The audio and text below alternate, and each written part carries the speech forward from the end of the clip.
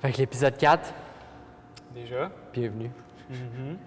Je pense qu'on n'avait pas vraiment de planning. Non. C'est hâte. Mais pas. j'ai pas l'impression qu'on va ne rien avoir à dire. Ça va être le fun un peu, je pense, d'aller à gauche puis à droite, un peu partout avec plus de liberté, quoi qu'on le fait d'habitude. Mais là, on n'a pas de barrière.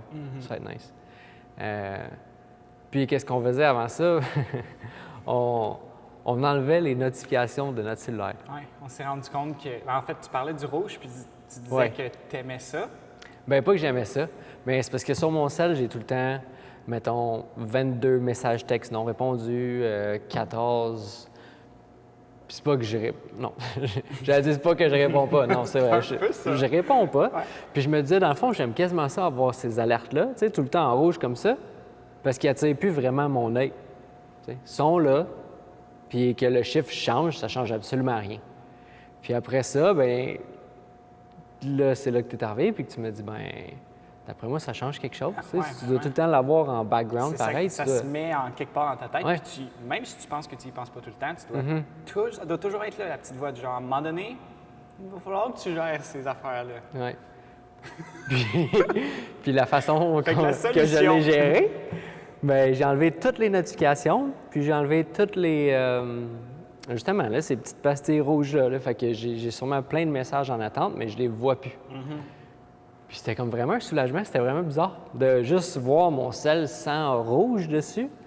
On dirait que ça a vraiment enlevé le sentiment d'urgence comme d'un coup. Puis après ça, reste à voir si je vais répondre plus au monde, là, que Ouais. je vois plus que je vois plus les notifications. Mais je pense que ça va, comme on parlait tantôt, je pense que tu vas gagner du temps, peu importe comment tu vas gérer cette situation-là. Parce que peut-être que tu vas devoir te dire, ben entre telle heure et telle heure, ben je réponds à mes messages, puis peut-être même que tu vas être plus efficace parce que tu vas avoir un certain temps donné pour aller voir ça. Puis quand tu vas le faire, ben, tu vas être comme là-dedans, concentré. Plutôt que d'y aller entre, je sais pas moi, entre deux conversations, bam, tu t'en vas là, tu sais pas trop ce que tu fais, etc. Oui, c'est vrai. Parce que là, présentement, je me donnais jamais de temps pour aller voir. J'étais tout le temps là, puis j'étais comme, je vais aller le voir plus tard. Mais ce plus tard-là, c'était jamais parce que quand j'arrive chez nous, j'aime pas ça, utiliser mon sel. J'aime mieux souper avec peu importe avec qui je suis ou juste être présent, faire mes affaires. Là, je pense qu'à 7 heures, là, c'est plus le temps d'être vraiment sur son sel ou devant un écran, là, du moins. Là, Ouais. je sais qu'on- Je pense qu'il y avait Aubrey Marcus qui disait que la meilleure façon pour lui de se, tu sais, c'est con, mais de se donner une go le matin, c'était de checker son sel parce que ça mettait un sentiment de stress. Ouais. Il disait que c'était meilleur qu'un café, tu sais, pour lui, mais je pense que c'était peut-être une blague aussi en même temps. Ben, je sais pas si c'était une blague. Puis on dirait que j'ai vu ça récemment, puis on dirait que ça m'a surpris. J'étais comme... Il a écrit un livre, puis dans le livre, il disait pas de faire ça. Puis là, il fait ça. Tout dépendant pourquoi tu le fais. Tu sais, si vraiment la raison, c'est parce que lui, ça le réveille, puis il est comme « Ah, OK, j'ai tout ça à faire aujourd'hui. Tu sais, ça l'active déjà, tant mieux. » Mais je pense que les premières parties de la journée ne devraient pas être passées à répondre à ces choses-là. Ça devrait être passé sur nous parce que il n'y a pas beaucoup d'autre temps où ce qu'on met du temps sur nous, où ce qu'on n'a pas d'obligation, où ce qu'il n'y a pas personne qui est là à demander notre attention, justement. Le matin, c'est une des raisons pourquoi j'aime ça quand on s'entraîne le matin, c'est que, ben on s'entraîne à 7, puis de 7 à 8h30, c'est bien rare là, que le monde va me texter puis il va y avoir de quoi d'urgent à cette heure-là. Fait que tu n'es pas tout le temps en train de regarder ton cell entre tes 7, puis même si on le faisait pas tant, mais comme au moins ça libère l'esprit vraiment de ça, de dire, OK, le matin, de telle heure à telle heure, il n'y en a pas de sel, puis ce moment-là est pour moi. Puis si ce moment-là pour toi est ennuyant, bien là, on dirait que je dis tout le temps ça, mais il y a comme question à se poser. Le banc monte tout seul. Ouais. ouais. Ben, ça revient un peu à ce qu'on disait le podcast dernier. Comme quoi que, tu sais, on parlait du sommeil puis de ces habitudes-là, peut-être un petit peu, là. Puis, tu sais, d'avoir un temps le matin, justement, pour toi, où est-ce que... C'est là vraiment que c'est le plus facile, parce que tout le monde dort. Tu sais, du moment que tu te lèves un petit peu plus tôt, tout le monde dort. Tu sais, ils sont tellement aussi sur le go, le rush du matin, on dirait, pour soit manger, préparer leurs affaires pour la journée, etc. Ouais. Fait que C'est tellement une mauvaise personne de partir de la journée. Ouais. Tu sais, comme déjà stressé, là, je snooze une fois, OK, je snooze une deuxième, je snooze une troisième. Là, qu'est-ce qui fait que tu n'as pas envie de te lever? On le sait pas, mais tu snoozes une quatrième, puis après ça, tu te lèves, tu es à la course, puis ta journée part de même. Ouf. Je l'ai déjà vécu, là, mais comme j'aurais vraiment plus envie de vivre ça. On dirait que la petite heure le matin là, où ce que tu peux justement lire, écouter un podcast, écouter un livre, méditer, faire n'importe quoi sans être dérangé ou sinon juste comme ouvrir la porte puis sortir dehors puis voir le soleil comme aux premières heures. Ça a tellement de bénéfices. Puis, tu sais, je sais pas combien de couchers de soleil ou combien de levées de soleil les gens sont habitués de voir, mais c'est quoi, ça fait 2 jours, on dirait que j'étais dehors, puis j'étais en train de faire du barbecue, puis là, je voulais aller chercher de quoi dedans, puis je regardais dehors, il mouillait, le ciel était rose, il y avait des bruits, ben tu sais, l'eau, les arbres, ils ventaient, puis j'étais wow! Tu sais, c'est quoi ce spectacle-là? Là? Ça reviendra plus jamais. Là. Fait que finalement, je suis juste pas allé en dedans. Là. Je suis resté là, puis j'ai regardé, puis j'ai pas fait brûler ce que j'avais à cuire, mais j'étais vraiment... C'est beau à voir quand tu t'y attardes un petit peu. Puis si ça n'arrivait pas sûrement à tous les jours, peut-être justement que les gens prendraient le temps de le regarder puis voir à quel point c'est beau. Si on le prend pour acquis. Oui, exact. Si le soleil se levait une fois par 100 ans, là, on le regarderait. Je suis pas mal sûr. C'est juste la première journée de beau temps, t'sais, on l'apprécie tellement. Puis après 5, on est comme là. Il fait trop chaud. Il fait chaud. Oui. Hein? C'est chaud l'été? Ben oui, c'est chaud l'été. Puis là, un mois, on chialait que c'était froid l'hiver. Fait que, comme il y a tout le temps un petit quelque chose là, qui. Puis je pense qu'on en parlait aussi la dernière fois, là, justement. S'il n'y a rien de vraiment difficile dans ta vie, tu es porté à chialer sur. Tu vas trouver une raison sur quoi te dire ah, ça c'est tough dans ma vie, ça c'est tough dans ma vie. Fait que, tu sais, de vraiment te créer tes propres challenges. Puis des challenges que tu vas grandir de. Pas nécessairement juste. Pas essayer que ta vie soit trop confortable pour que. Parce qu'après ça, plus que tu es dans le confort, plus que tu cherches le confort, puis plus que ton confort est dérangé, bien là, tu le remarques avec des petites choses de rien. Ah, l'air climatisé ne marche pas. Bien, profite-en donc pour, comme, endurer ça un peu. Mais c'est quoi, mettons, cette recherche-là du confort? Parce que, mettons, là, moi, ce qui m'a frappé cette année, plus que toutes les autres, c'est quand je me promène en voiture. La première chose que je fais, c'est que j'ouvre mes fenêtres. Puis, tu sais, j'ai pas de bouton, là. Avant de partir, les deux en même temps. j'ouvre celle à placebo. J'ai des longs bras. Puis, ensuite de ça, tu sais, j'aime avoir le bras dans le vent, la main dans le vent, etc. Puis, après ça, je regarde les autres gens. Puis, la plupart du temps, les vitres sont fermées dans l'air clim. Fait que tu sors de ta maison, souvent climatisée, tu t'en vas dans ton auto, tu te dépêches à comme soit la partir d'avance pour mettre ton air clim. Tu rentres dans ton auto, c'est l'air climatisé. Tu sors dehors, tu t'en vas peu importe où. La plupart du temps, c'est climatisé. Puis du moment où est-ce que tu dois sortir dehors pour aller faire une activité, ben c'est normal là, que ça te fesse dessus. Là. Ouais. Tu vis tellement justement dans le confort, tu es toujours là-dedans, puis tu n'es pas capable d'aller à l'extérieur de ça, puis à la limite d'y trouver du plaisir d'avoir chaud. Ça arrive pas souvent là, qu'on ait des températures comme ça. Puis on dirait que par nature, on est fait comme pour aller trouver ça. On est fait pour trouver une certaine sécurité dans tout, mais je pense qu'on confond sécurité et confort. Parce que c'est le seul temps dans notre vie, on dirait, où l'inconfort ne vient plus vraiment à nous. On est tout le temps, justement, tempéré, on ne vit aucun extrême. Que ce soit au niveau de température, que ce soit au niveau alimentaire, que ce soit au niveau de l'entraînement. C'est quand la dernière fois que vous avez eu vraiment faim?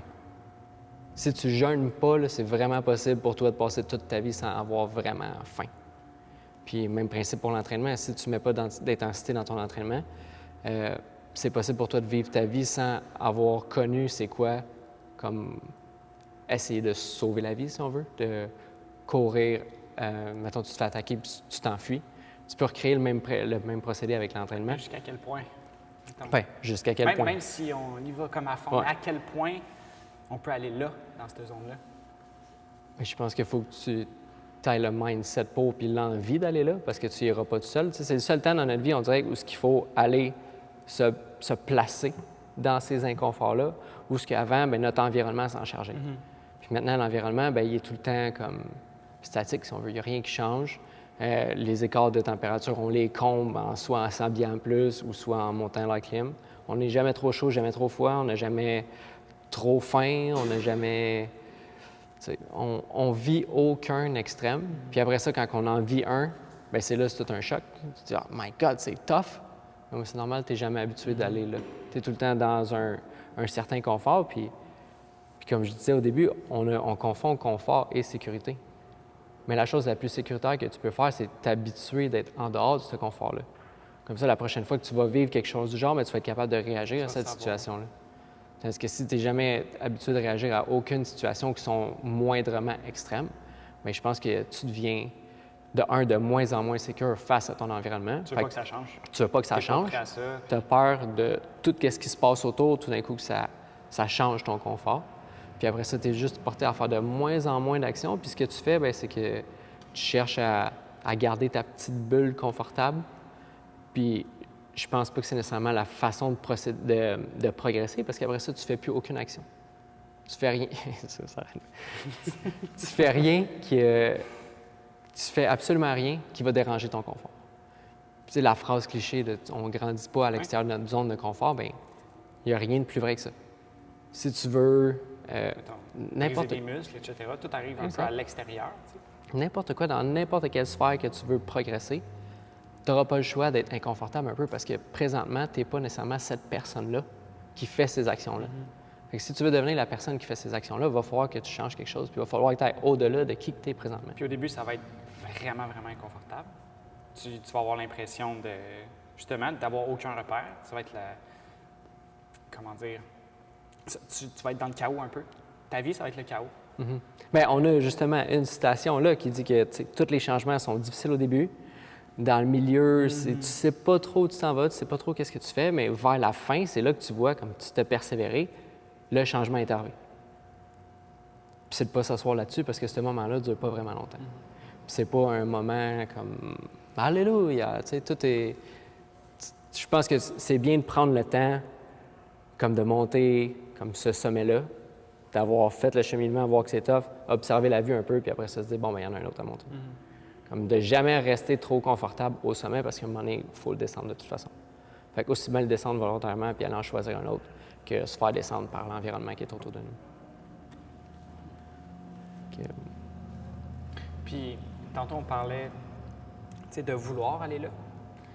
Puis, je te parlais tantôt de Eddie Hall, qui a fait le record du deadlift, c'est une demi-tonne qu'il a levé.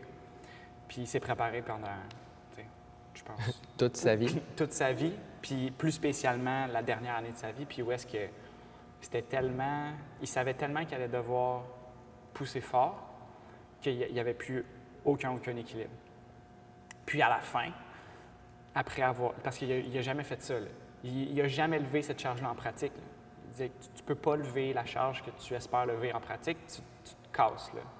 Bien, c'est que si tu la manques en pratique, après ça, tu as ça dans ta tête pour tout le temps. Oui, exact. Fait que là, tu arrives ce jour-là, puis tu as déjà ton mindset qui joue contre toi. Puis,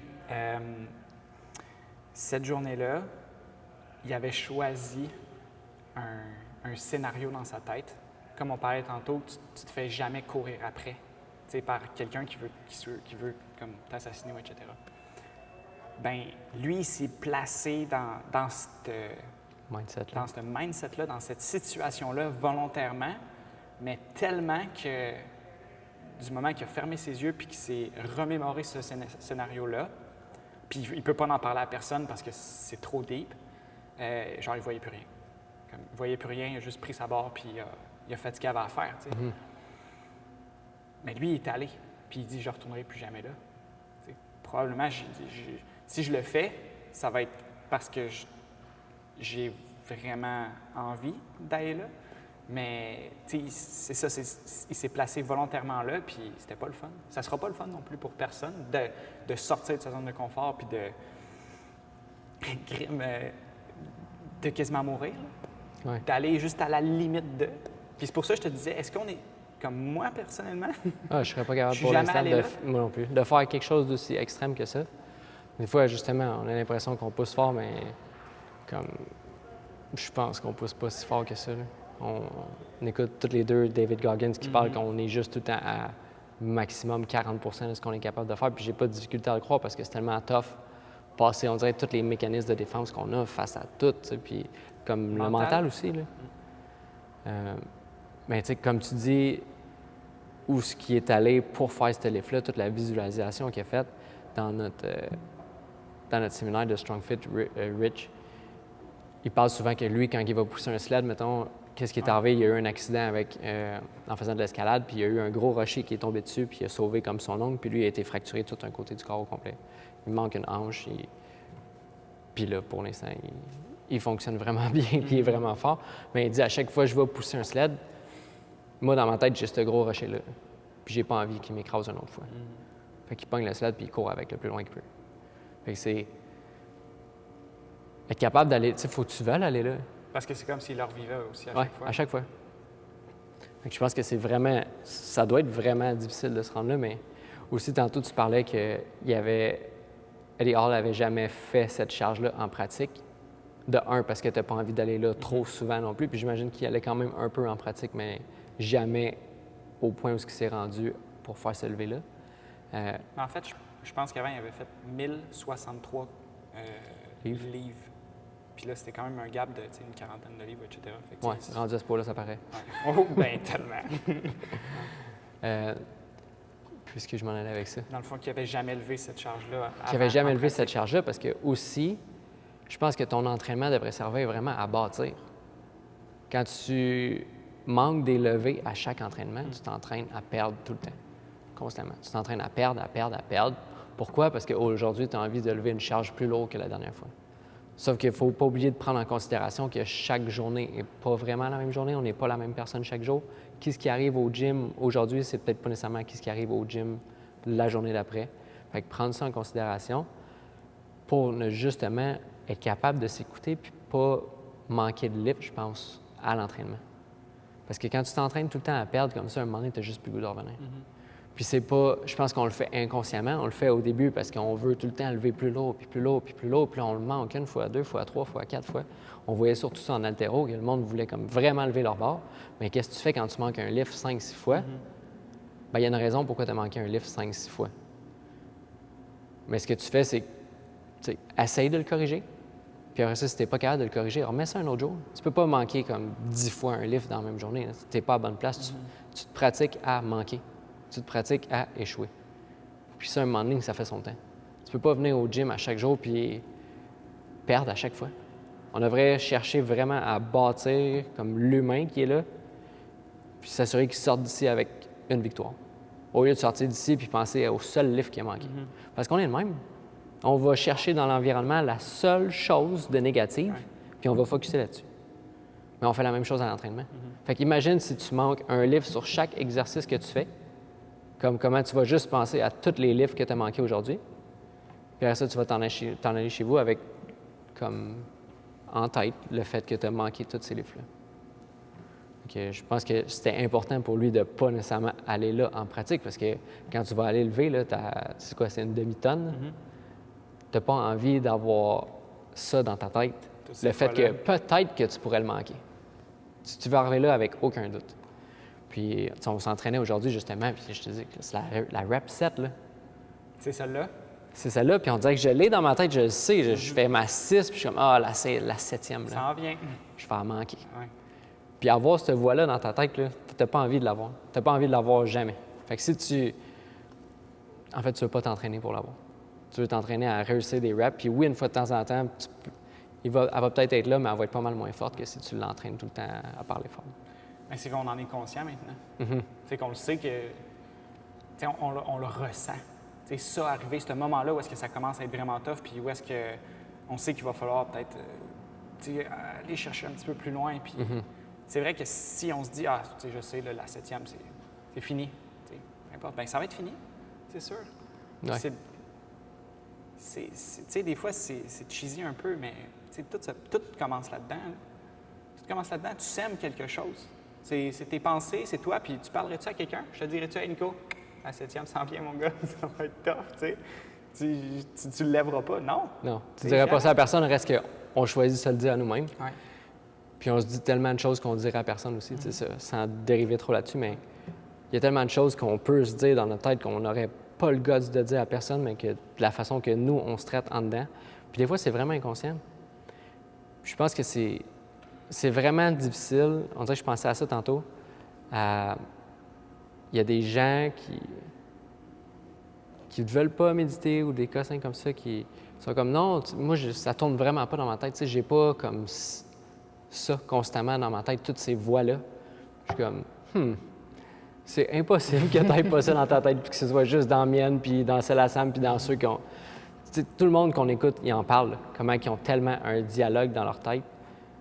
Comme si vous ne l'entendez pas, c'est juste parce que vous n'en êtes pas conscient. Là. Ou vous voulez pas. Ou vous voulez pas. Un des deux, mais c'est pas parce qu'ils sont pas là. Parce qu'avec 60 000 pensées qui passent dans votre tête par jour, comme... Puis c'est pas juste nous, là. C'est tout le monde. Fait que c'est sûr qu'à un moment donné, ça vient un peu trop, peut-être, tout voir ces pensées-là. Mais je pense que si quelqu'un me dit qu'elle n'a pas ça dans sa tête, ces voix-là, ces pensées-là, ben je pense que c'est pas vrai. Je pense que vous êtes peut-être juste pas rendu au point où ce que vous les voyez, puis vous êtes capable d'agir dessus, de dire « OK, ça, cette pensée-là, je la veux pas, je la tasse, j'en choisis un autre. » Ça m'appartient pas. Ouais. Ça m'a fait ça quand je suis allé monter à la montagne en fin de semaine passée. Là. Je voulais tellement m'entêter à juste respirer par mon nez. Puis tout le long de la montée, là, je me donnais des excuses dans ma tête pour me dire à quel point j'étais pas vite. J'étais comme, j'ai mal aux jambes. De ton nez? Non, mais à cause de mon nez, mais à cause de... Tu sais, j'étais vraiment brûlé vite, là. Il fallait que j'arrête souvent. Puis j'étais vraiment entêté à juste respirer par mon nez. Puis j'étais comme, j'ai mal aux jambes. On avait fait des jambes la veille. Puis j'étais comme, c'est mes jambes, là, ils brûlent. C'est à cause que je n'ai fait de la veille. Puis après ça, je me trouvais une autre excuse, puis une autre excuse, puis une autre excuse. Puis à un moment donné, je me suis dit, hey, tu vas arriver au sommet coûte que coûte. Là. Comme tu vas pas arrêter. En fait, tu vas pas abandonner. Tu vas peut-être arrêter des fois. Fait que arrête de chercher toutes les excuses pourquoi tu n'es pas vite, parce qu'on s'en fout. Tu vas juste finir par monter cette montagne-là, tu vas arriver en haut. Fait que tout ce qui se passe de négatif là-dedans, là, ça te sert absolument à rien. Fait que aime donc le principe, aime donc le fait que tu n'es pas bien présentement, que tu as mal aux jambes, puis que tu montes quand même. Au lieu de bitcher là, à propos de ça, bien, apprécie-le. Parce que ça va t'arriver une autre fois dans ta vie, c'est sûr. Fait qu'on dirait que à partir de ce moment-là, ça a changé pour 5 minutes, puis après ça, c'est revenu. Mais quand même, on dirait que j'avais tout le temps cette voix-là qui me disait comme « tu sais, prenons une pause, là. Non, continue, là, t'es capable. » C'est de voir ces deux voix-là dans ta tête. On dirait que tu en as une qui, justement, c'est ta voix du confort, c'est ta voix de... Celle qui refuse. Tu mérites tellement de prendre une pause, puis c'est éventuellement, c'est d'être capable de rendre la voix qui te fait pousser un peu plus forte. Celle du confort, celle qui te dit ralentis, celle qui te dit tu as le droit à un morceau de gâteau, là. Hein? Tu t'es entraîné fort aujourd'hui. Tu as le droit là, de faire le party avec tes amis. Tu as plein de choses à célébrer. Non, tu n'as rien à célébrer. Genre, tu vis ta vie comme tout le monde, puis c'est pas une raison de faire le party à tous les samedis, dimanches. C'est pas une raison de manger ce que tu veux parce que tu veux te récompenser. Tu n'as pas nécessairement besoin de te récompenser. Et la ligne est tellement mince. C'est que, je pense que, comme tu disais, juste le fait, je pense, moi je le vois comme ça, d'apprécier ton chemin, puis d'apprécier où est-ce que tu es là, à la place de dire quand je vais être en haut, je vais être bien, ou peu importe. Parce que sûrement que quand tu vas être en haut, en fait, tu vas trouver quelque chose. Il va y avoir quelque chose qui va passer dans ta tête. Il faudrait mieux, je vais redescendre, j'ai quelque chose à faire, etc. Sois content du chemin que tu fais présentement, parce que de toute façon, tu n'arriveras jamais au bout. Tu n'arriveras jamais là. À ce moment-là, il va toujours en avoir un autre, puis un autre, puis un autre. Puis si tu n'es pas capable d'apprécier où est-ce que tu es présentement, c'est la meilleure pratique. Là. Si tu es capable d'apprécier où est-ce que tu es là, tu vas sûrement être bien plus tard. T'sais. Puis le fait de la récompense, je suis totalement d'accord avec le fait que ça doit être juste de faire la bonne action. Comme, tu devrais être tellement heureux, à la limite, de prendre soin de toi, de te dire comme, j'ai même pas le goût comme de... Ou même si tu as le goût, en fait. Tu veux dire? Bien, si tu as envie de comme, faire cette action-là, juste le fait de te ramener à toi-même puis de dire ce qui est vraiment bon pour moi, c'est de ne pas manger ça. Ouais. Puis d'être content de ça. Puis c'est là que tu t'en vas, je pense, Ouais. à même titre d'être récompensé par le travail que tu fais. De dire, tu sais, la dernière fois, là, quand tu es allé travailler, puis tu te dis, ça me tentait pas de faire le ménage, faire ci, faire ça. Puis je l'ai fait. Puis je me sentais bien après. C'est ça la récompense. Tu n'as pas besoin de te faire dire. C'est sûr qu'une fois de temps en temps, c'est le fun d'être encouragé à gauche, à droite, de te faire dire que tu fais du bon travail, mais je pense que tu n'aurais pas besoin de quelqu'un à l'extérieur qui approuve ce que tu fais. Juste toi, d'être intègre avec toi-même et de dire aujourd'hui, je fais ce qu'il faut que je fasse. Je fais mon travail à moi, c'est pourquoi je suis ici. Puis c'est ça ma récompense. Que quand j'agis comme je sais que je devrais agir, je suis de bonne humeur. Je suis joyeux constamment parce que... Mais c'est tellement puissant. Tu sais, ça te rend indépendant un peu. Tu sais, tu le fais pas parce que tu vas avoir quelque chose à la fin, tu le fais parce que c'est la bonne chose à faire, puis parce que de faire l'action, ça te nourrit. C'est de faire l'action. Tu sais, on en parle souvent, puis ça revient à ce qu'on pouvait parler tantôt, à la limite de la zone de confort. Tu sais, des fois, il faut que tu y ailles. Tu sais qu'il faut que tu y ailles, mais à la place, tu vas te dire, comme tu vas le nourrir par quelque chose d'autre. Alors que tout ce que tu avais à faire pour te ressentir de cette façon-là, c'était de faire l'action. Puis justement, de faire ce qu'il faut, comme d'arrêter de procrastiner. Parce que je pense qu'on a tout aussi l'appel d'aller faire ces actions-là.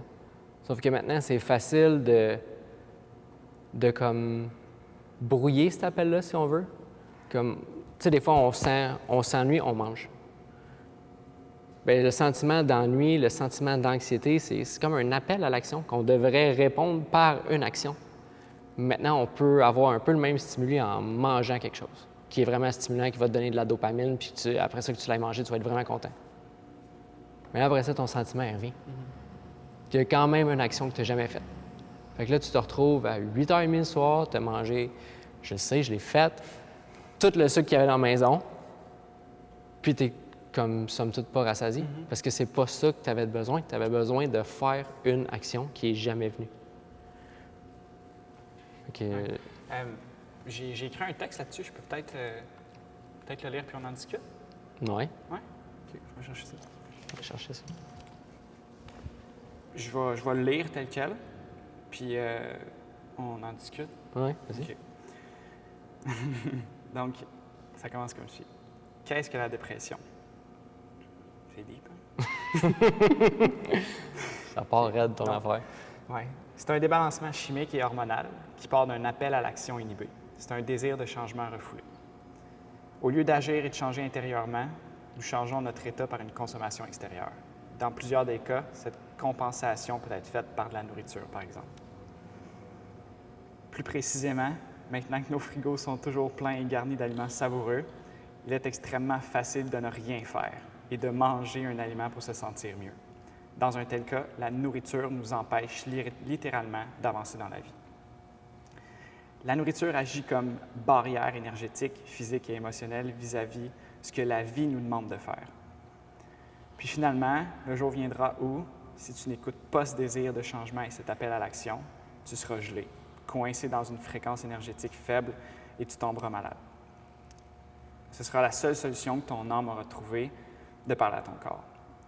Et si encore tu te refuses à écouter ce message plus violent que jamais, tu t'isoleras et les gens autrefois présents pour toi s'éloigneront. L'humain est un être social. Sans proche, sans amour, sans connexion, il périra. Un humain seul est un humain mort. Car pourquoi garder inutilement une âme sur terre si celle-ci se refuse à grandir? Si dans le grand ordre des choses, tu refuses d'évoluer et d'élever ta conscience, la nature, l'univers et le tout n'auront plus aucune raison de te garder en vie. Une âme seule et en détresse, dans un corps malade, try again. La dépression, au naturel finalement, est un refus de passage à l'action. Et qu'est-ce qui ne change jamais en nature? Rien. Ni même une rivière qui n'est jamais constituée de la même eau. Alors qu'arrive-t-il à qui refuse de changer? Il disparaît. Es-tu prêt à agir, à changer, à grandir, à évoluer? Sinon, qu'est-ce qui te retient en arrière? Quelles questions te refuses-tu de répondre? Que noies-tu dans ton excès de mouvement, de consommation de réseaux sociaux, de sexe ou de nourriture? Que refuses-tu de changer en toi? Car finalement, si tu ne laisses pas cette partie de toi mourir, c'est ton âme au grand complet qui périra. C'est nice. Fait que... Oui, c'est quand même pas mal. Ouais. Puis ça me fait penser justement à quel point on est vraiment juste ici pour se connaître soi-même. Ouais. Comme si vous pouvez faire une chose pour aider le monde autour de vous, c'est de faire des actions pour tranquillement vous connaître vous-même. Parce que je pense pas qu'on cherche à devenir quelqu'un qu'on n'est pas. Des fois, on a peut-être ça dans la tête, j'aurais envie d'être cette personne-là. Je pense qu'avec le temps, on fait juste comme enlever des couches, puis enlever des couches, puis enlever des couches, puis enlever des couches de trucs qui nous bloquent, puis tous des concepts qu'on a dans la tête depuis qu'on est jeune, puis des trucs qui sont pas nécessairement les nôtres. Qui sont pas nécessairement les nôtres, juste des pensées qui sont là sans aucune raison, que c'est nous qui s'est fait cette image-là quand on était plus jeune. Puis tranquillement, on enlève toutes ces choses-là pour devenir la personne qu'on est déjà, t'sais, la personne qu'on était. Puis ça me fait penser au podcast qu'on avait écouté puis qui parlait des enfants, justement. Comme quand ils venaient au monde, de les écouter un petit peu plus. Ouais. Qu'ils savent déjà qu'est-ce qu'ils sont, en fait. Ils savent de où ce qu'ils viennent. Puis après ça, ben c'est tranquillement, on leur met des barrières. T'sais, on est comme, tu peux pas faire ça. Stop, arrête de faire ça. On n'a pas le choix. On cherche à les protéger. Puis en fait, c'est quoi être parent? J'en parlais tantôt avec Joey qui me disait, on va fucker nos enfants pareil. Là. Le parent qui fait le mieux qu'il peut va quand même... Votre enfant va avoir des séquelles de vous. On n'est pas parfait. Peu importe. Non. Peu importe ce qui arrive. Puis je pense que en bout de ligne, ce qu'on veut pas, c'est de transférer à la prochaine génération, mettons, nos problèmes qu'on n'a pas réglés. Comme nos peurs à nous, pas les transférer à la prochaine génération. Puis si on est capable de faire ça, bien, c'est déjà ça. On va quand même comme faire une erreur quelque part, là, en élevant des enfants. Par amour, on va le faire. Oui, exact. Sauf que si au moins on peut ne pas transmettre comme les peurs les plus profondes qu'on a, bien, ce sera déjà ça. Lui laisser choisir c'est quoi ses peurs, pour qu'ensuite il puisse faire son propre chemin là-dedans, puis pas à place décider pour lui. Comme tu devrais avoir peur de ça, ça tu manges pas ça, ça tu fais pas ça, etc. Parce qu'après ça, tu sais, qu'est-ce qu'on croit impossible? C'est impossible pour nous autres, là.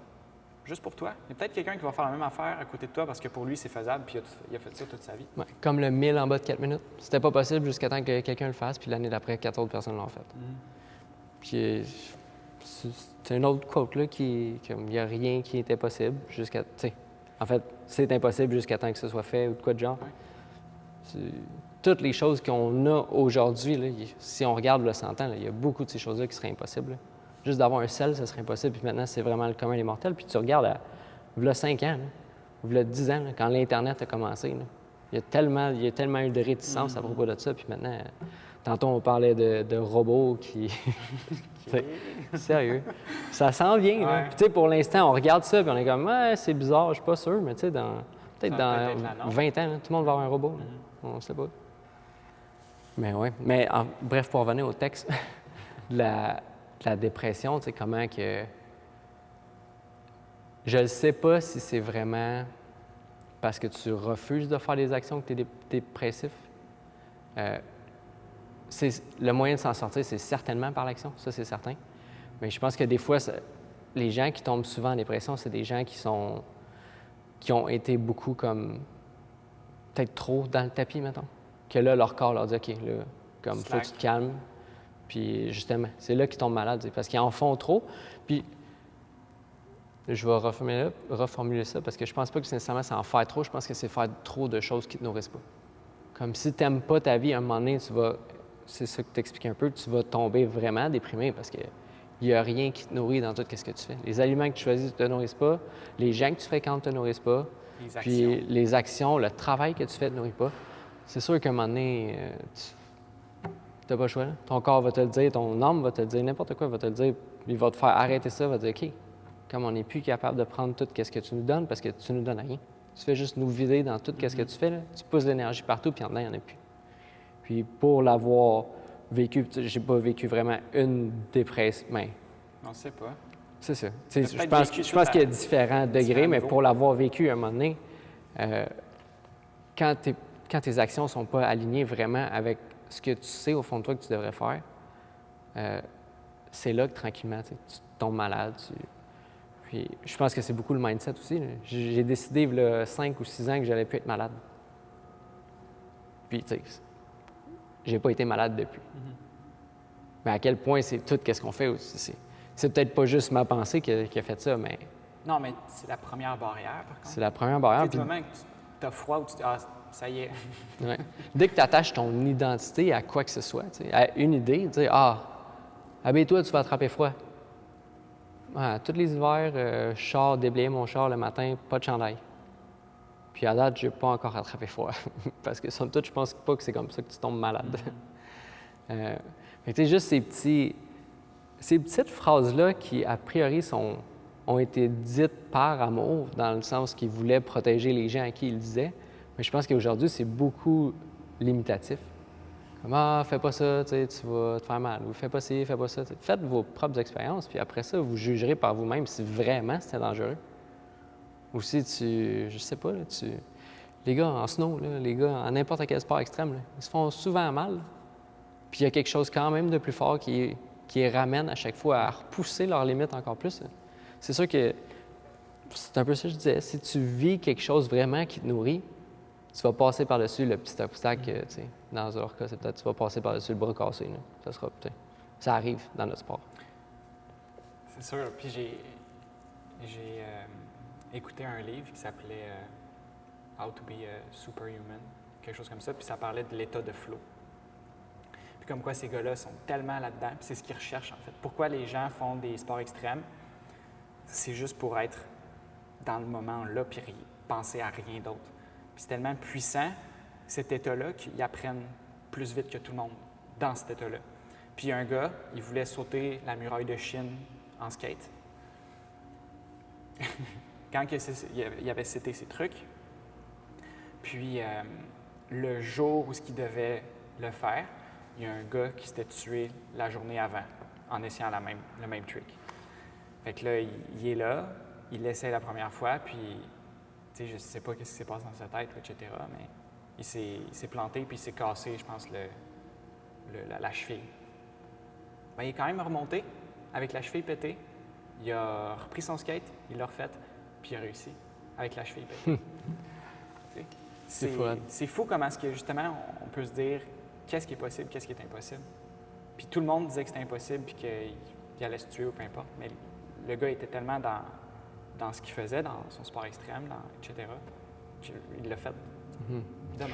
Puis c'est ça que tu sais, il y en a vu d'autres, puis je pense que ce qui est important aussi, c'est que dans cet état-là, justement, tu apprends encore plus vite. Puis si on revient à apprendre sur nous-mêmes, plus souvent où est-ce qu'on va se mettre dans... Puis c'est pas obligé d'être dangereux. C'est juste de se mettre dans l'état de vie ou de mort, si on veut. Mais comme, il faut que j'apprenne ça parce que ma vie en dépend. Puis la plupart du temps, c'est vrai, là, votre vie ne progressera pas si vous apprenez pas rien. Vous allez juste stagner. De trouver, justement, d'être capable de se mettre dans un certain état pour dire, OK, là, il faut vraiment que j'apprenne ça. Il y en a Jim Quick, que je check ses trucs pour lire plus vite, puis des trucs de mémoire aussi. Il parlait d'une fille qu'elle a lu 30 livres en 30 jours. Justement, elle n'était pas capable de lire vite, puis là, du moment que sa mère, elle a eu le cancer, elle s'est mise à lire, comme non-stop. Puis elle était capable de lire vite. Tout sur ce sujet-là. Puis elle pouvait trouver l'information parce qu'elle avait besoin de le faire. Fait que, imagine si on est capable de se mettre dans cet état-là, comme par nous-mêmes, à quel point notre courbe d'apprentissage peut vraiment augmenter. Sauf que si on est tout le temps dans notre zone de confort puis on ne se pousse jamais à une certaine place, où est-ce qu'on a vraiment à apprendre, est-ce que c'est vraiment important? Là, il faut qu'on apprenne parce que sinon, justement, je meurs. Ben, Do or die. Ouais. Fait que, je pense que ça, c'est important de le dire. Puis dans notre truc de Strong Fit, Julien Pinault parle du Diva Brain, comment que c'est des stages d'apprentissage, comment qu'au début, c'est de l'ennui. Ça, c'est le premier stage.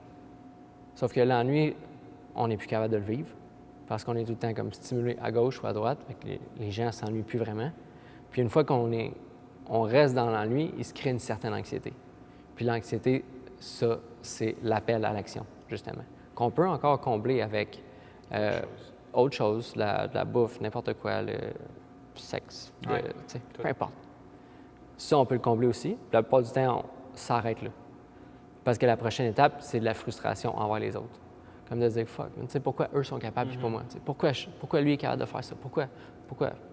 Fait que là, tu te mets à poser des questions sur le monde autour de toi. Puis après ça, la prochaine étape, qui est encore plus tough, c'est d'être frustré c'est d'être frustré envers toi-même. De dire comme c'est pas les autres le problème. Le problème, c'est moi. C'est moi qui se limite, c'est moi qui ai toutes ces pensées-là. Si je veux changer, ça part de moi. Puis après ça, la prochaine étape, c'est quoi la prochaine étape? Come on. Je vois même pas. Changement envers toi-même, puis est-ce que c'est Mais la je pense frustration envers toi-même? Je pense qu'une fois que tu es vraiment frustré envers toi-même, justement, tu te fâches puis tu fais l'action finalement. Ou tu apprends finalement ce que tu avais à apprendre. Puis c'est pas avant d'avoir passé tous ces stades-là que tu vas te mettre à apprendre réellement. Parce qu'il faut que tu te tasses de ton propre chemin si tu veux apprendre ces choses-là. Sauf que c'est tellement facile de s'arrêter juste à l'ennui et combler l'ennui. Ouais. Ou à la limite, tu te rends, tu es un peu anxieux. Bon, mais qu'est-ce qu'on fait quand on est anxieux? Oui, exact. C'est quoi, Ran?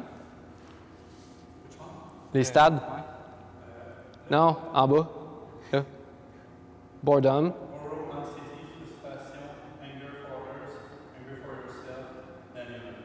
Oui, c'est ça. J'ai dit frustration envers les autres puis frustration envers nous, mais c'est vraiment être fâché envers les autres puis être fâché envers nous. Puis on le voit souvent en training aussi, là, tu sais, des fois, on pousse les gens un peu puis ça ne retente pas tout le temps, puis ils se frustrent un moment donné, puis finalement, ils se rendent compte qu'ils sont capables de pousser 30 mètres de plus. Juste aujourd'hui, c'est c'est des stades qui sont vraiment importants de vivre, puis je pense qu'il faut savoir qu'ils existent aussi. Ne pas chercher à combler notre ennui par X chose. T'sais. De savoir que la chose qui est vraiment la plus importante, puis ça, je l'ai appris à mes détriments aussi, c'est de poser des actions. Tu ne peux pas juste lire, tu ne peux pas juste accumuler de l'information, parce qu'en fait, c'est pas du savoir. Tu sais. Du savoir, c'est de l'information que tu as mis en pratique.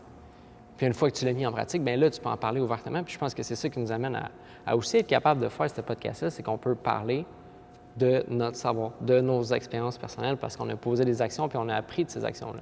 C'est ça qui est puissant. En fait, c'est drôle qu'on parle de ça carrément, parce qu'aujourd'hui, j'ai publié une citation, puis c'était, tu sais, la connaissance n'est rien si tu ne le mets pas en action. Tu sais, c'est juste là, c'est pas puissant du tout. Là. Même si tu connais tout, même si tu connais ce qu'il faut que tu connaisses par rapport à l'alimentation, à l'entraînement, aux habitudes, à la famille, etc., puis tu fais juste fuck off. Si ça reste dans ta tête, c'est bon, hein? Non.